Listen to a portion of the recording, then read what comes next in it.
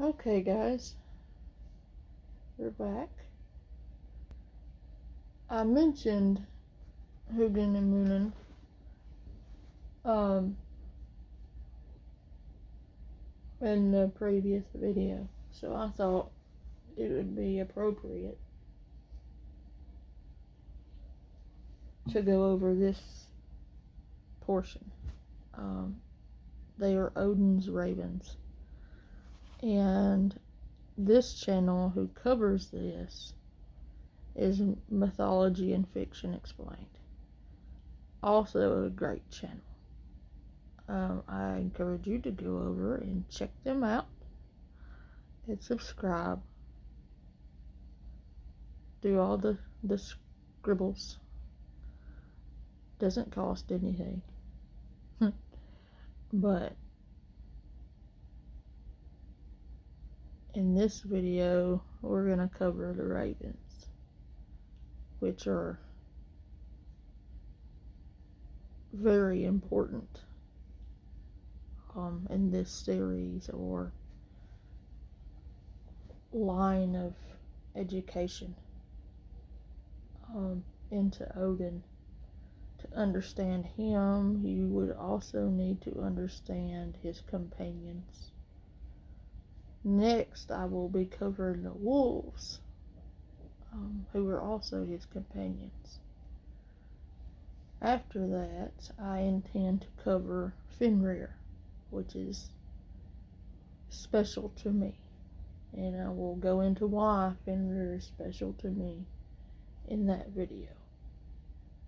But the ravens are also important to me personally. And I hope you enjoy this video and all the information it holds. And I will let it play and we can talk about it after it's done. I'm just going to let it play through uninterrupted, and then we will discuss it afterward. I hope you enjoy. There are two ravens that sit on his shoulders and whisper all the news they see and hear into his ear. They are called Hugin and Moonin. He sends them out in the morning to fly around the whole world, and by breakfast they are back again.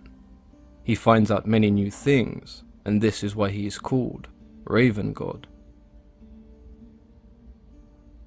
Throughout the years, Odin has been depicted as the wise Allfather, ever vigilant and ever knowing. A source of this vast knowledge and perception displayed by Odin can be linked to the connection with his two raven companions, Hugin and Moonin. And the name Hugin derives from Old Norse and means thought, whereas Moonin can be roughly translated to mind or memory, concepts that are shown to be highly valued by Odin. Odin's association with the ravens goes as far back as the 6th century AD, hundreds of years before the Viking Age in the 8th century. Even in these times, Odin was quite often depicted as being accompanied by one or more ravens. It was quite common for stories in early poetry of the Viking Age to refer to Odin as the Raven God, the Raven Tempter, and even the Priest of Raven Sacrifice. The sacrifice referred to that of fallen warriors in battle. It was believed that Odin decided who lived in battle and who was sacrificed to the ravens and the other carrion birds who would feast on their remains. Slaying someone in battle was also considered to be giving the raven a gift. Sometimes warriors were even referred to as feeders of the raven. The gift of a slain warrior in battle was also seen as a gift to Odin, as he was the ruler of the dead in Valhalla. It became pretty common practice to attempt to appease Odin and his ravens before battle, with the sacrifice of an effigy in the form of your enemy. Every morning at the crack of dawn, Odin would send Hugin and Moonin across the Norse world. They would return by supper, where they would perch upon his shoulders and inform him of what they had seen and heard. We can see the connection between Odin and his ravens in the poetic Edda Grimnismal, where Odin says, "Hugin and Moonin fly over all the world. I worry for Hugin that he might not return, but I worry more for Moonin." We can look at this as an example that Odin cares for his companions, but it could also be said that the birds are an extension of Odin himself. There are some scholars who make the case that Hugin and Munin are embodiments of Odin's luck. In traditional Norse culture, the spirit can be broken down into many parts and can be separated. Odin's luck is believed to be the part that he sent out on errands, and thus we have Hugin and Munin as physical embodiments. There are no discerning features that make Hugin and Munin stand out. They appear as regular run-of-the-mill ravens, large haunting birds with sharp beaks, beady eyes and thick black feathers. You could argue that Hugin and Munin, having their own unique appearance, would impede their daily task. Appearing as regular ravens meant that they could travel undetected, gathering all the information they needed and arousing no suspicion. If this wasn't the case, then they could easily be identified, and it's likely that they would be targeted by the enemies of Odin and those seeking knowledge. Despite appearing as ordinary birds, the two were quite far from that, and they possess some quite interesting abilities. Being able to fly across the entire Norse world in a day would mean that they would have to travel at speeds greater than any ordinary bird was capable of. They were also able to understand and speak the language of men. It sounds very much like Hugin and Munin were merely Odin's spies, but they were much more than just that. Ravens are generally considered as intelligent birds, but these two were capable of making complex observations and served as advisors.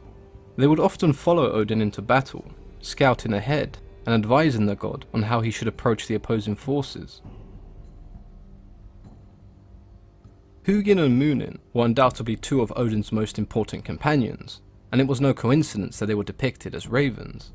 The connection of the ravens and the Norse people is one that stems quite far back.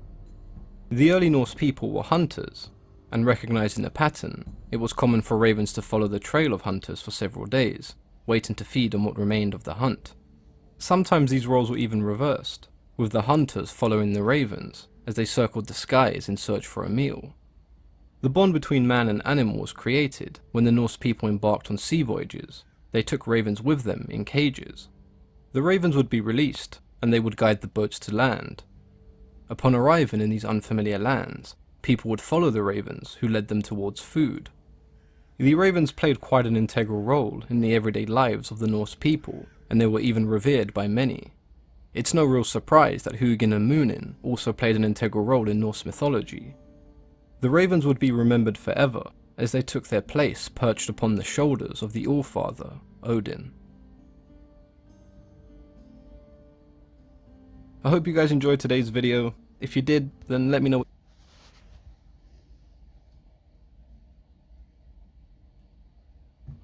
Okay. So, I hope that helped you understand better Odin,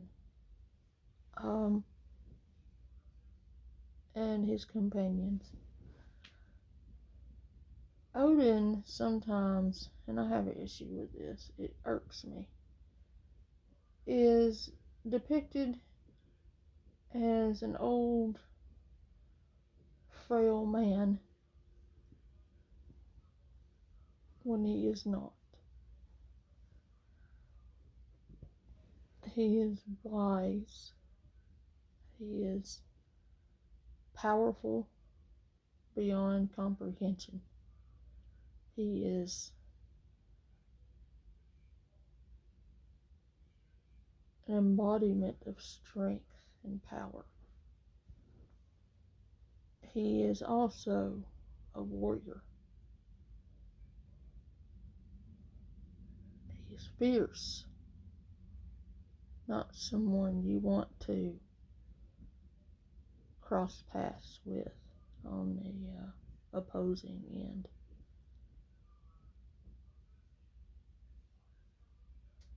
He is wildly intelligent and reasonable.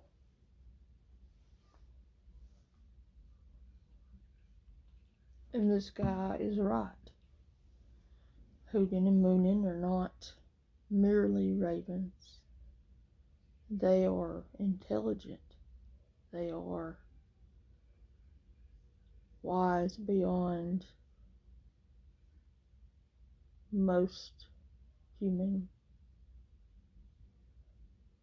understanding. They are not just birds. They have personalities unique to each of them. Each one has their own personality. I mean,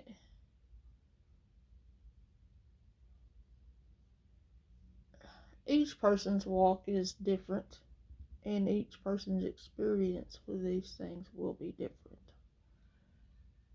It largely depends on how you approach them, on what your experience will be. It can be pleasant. It can also be very unpleasant if you are disrespectful,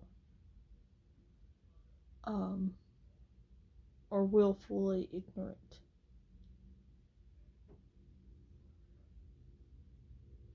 Approach, doesn't matter who it is, approach whomever you are researching with respect and dignity.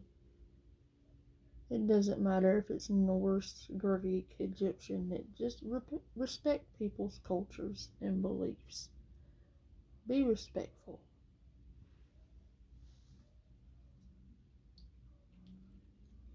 It will afford you a lot less trouble going about it that way. Keep an open mind and be present with your thoughts.